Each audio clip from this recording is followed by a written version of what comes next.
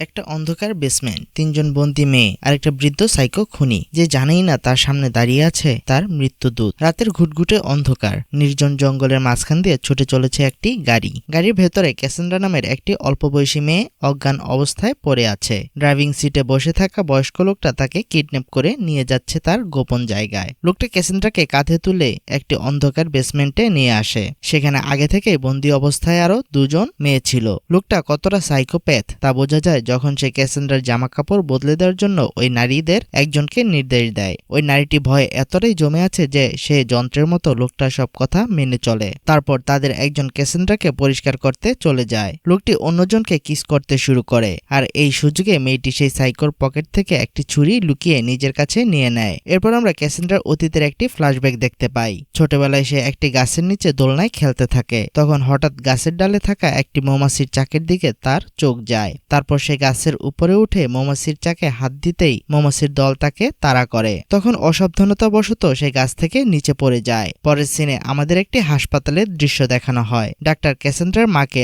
আশ্বস্ত করার চেষ্টা করছে যে তার মেয়ের ব্রেন একদম নরমাল, কিন্তু তার মা জানে ক্যাসেন্ড্রা মোটেও সাধারণ কোনো মেয়ে নয়। সে রাগে কাঁপতে থাকা ক্যাসেন্ড্রার দিকে তাকায়। ক্যাসেন্ড্রা একদৃষ্টে টেবিলের উপর থাকা একটি কলমের দিকে তাকিয়ে থাকে। তারপর তার মা তাকে নিয়ে হাসপাতাল থেকে বের হয়ে যায়। তখন আমরা দেখি টেবিলের উপর সেই কলম আর রক্ত পড়ে আছে। এখানে আমরা বুঝতে পারি ক্যাসেন্ড্রার নিজের ভেতর লুকিয়ে আছে এমন এক অদৃশ্য শক্তি যা সম্পর্কে সে নিজেও পুরোপুরি জানে না। তারপর আমাদের বর্তমান দেখানো হয়, যেখানে ওই সাইকোপ্যাথ লোকটা সিসিটিভি ক্যামেরায় বেসমেন্টের মেয়েগুলোর উপর নজর রাখছে, যেখানে ক্যাসেন্ড্রা বের হওয়ার জন্য চিৎকার করছে আর দরজা ধাক্কাচ্ছে। তখন বেসমেন্টের ভেতরে আগে থেকে বন্দি থাকা মেয়েরা ক্যাসেন্ড্রাকে বোঝানোর চেষ্টা করে যে এখান থেকে পালানোর কোনো উপায় নেই। সে বলে, আমিও পালানোর চেষ্টা করেছিলাম কিন্তু পারিনি। লোকটাকে একদম রাগিও না। ক্যাসেন্ড্রা শুধু চুপচাপ শুনতে থাকে। তখন আবার আমাদের একটি ফ্ল্যাশব্যাক দেখানো হয়, যেখানে ক্যাসেন্ড্রার মাথা সিটি স্ক্যান করানো হচ্ছে আর সে খুব ভয় পাচ্ছিল।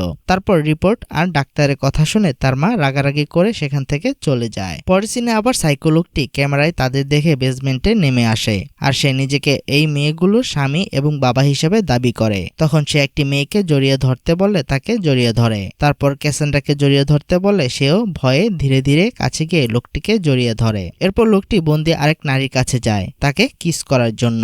এখানে কিস করার সময় সুযোগ বুঝে নারীটি বৃদ্ধের পকেট থেকে নেওয়া ছুরি বের করে তাকে আঘাত করার চেষ্টা করে, কিন্তু লোকটি তাকে ধরে ফেলে আর প্রচন্ড রাগে মেয়েটিকে ধাক্কা দিয়ে ফেলে দেয়। এরপর সে ক্যাসেন্ড্রার দিকে এগিয়ে আসে। সে চিৎকার করে বলে, আজ থেকে এই নারী তোমার মা আর আমি তোমার বাবা, আমাকে ড্যাডি বলে ডাকো। কিন্তু ক্যাসেন্ড্রা শান্ত গলায় বলে ওঠে, তুমি আমার ড্যাডি নও। বৃদ্ধ লোকটি ক্যাসেন্ড্রার গায়ে হাত তোলে, এতে সে রেগে যায়। তখন আবার আমাদের ক্যাসেন্ড্রার সাথে ঘটা একটি অতীত দেখানো হয়। সেদিন ক্যাসেন্ড্রা গাছ থেকে পড়ে গেলেও সে শূন্যে ভেসেছিল আর তার চোখ ভয়ঙ্কর রূপ নিয়েছিল, এবং সাথে সাথে গাছে থাকা মৌমাছির চাকটাও ব্লাস্ট হয়ে আগুন ধরে গিয়েছিল। তখন বর্তমানে লোকটি আবার ক্যাসেন্ড্রাকে মারতে যাবে, ঠিক তখনই ক্যাসেন্ড্রার দুই চোখ পুরো কুচকুচে কালো হয়ে যায়। বেসমেন্টের ভেতরে হঠাৎ করে এক ভয়ঙ্কর ঝড়ো হাওয়া বইতে শুরু করে। সাইকোপ্যাথ লোকটা কিছু বুঝে ওঠার আগেই ক্যাসেন্ড্রা লোকটির হাত মচকে ধরে। তারপর ইশারায় এক অদৃশ্য শক্তির প্রভাবে তার দুই হাত সহ লোকটি শূন্যে ভাসতে শুরু করে।